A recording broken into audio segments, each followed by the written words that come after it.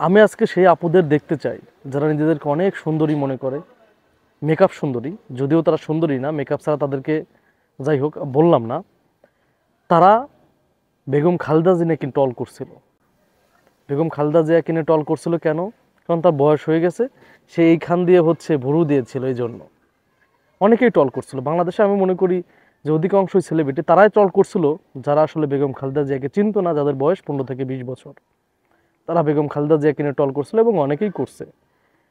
তখন আমরা কথা বলছিলাম যে তোমরা কাকে নিয়ে টল করো? এই বেগম খালেদা জিয়াকে নিয়ে, যে কিনা 90 দশকের সব থেকে সুন্দরী মহিলা ছিল, তাকে নিয়ে। এখান থেকে শিক্ষা নাও। আজকে বেগম খালেদা জিয়া কোথায়? আজকে তো সেই টল করা আপুদের দেখি না।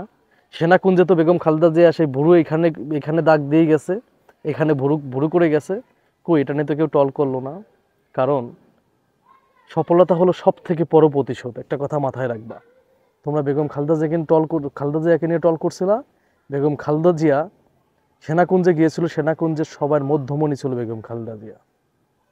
সো টল সবাইকে নিয়ে করতে হয় না। তোমরা হয়তো তার সম্বন্ধে জানো না, সে কে? সে হচ্ছে আপসীর নেত্রী।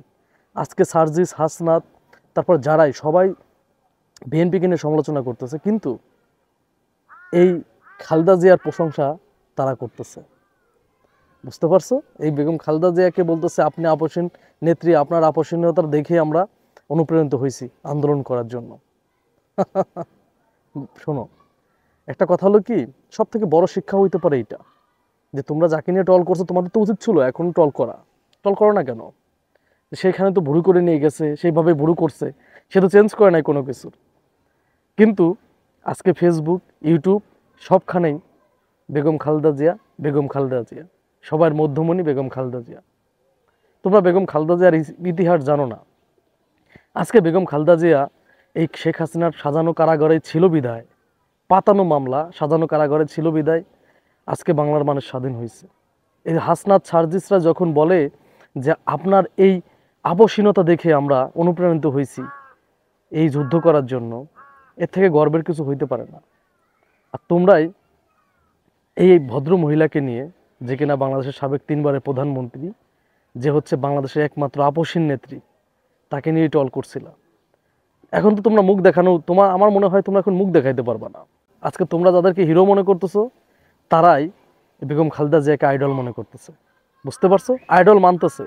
হাসনাত, সার্জিসরা মাইক পেলেই বিএনপি নিয়ে সমালোচনা করতেছে, কিন্তু আর বেগম খালেদা জিয়ার জায়গাতেই সবাই চুপ হয়ে যাচ্ছে।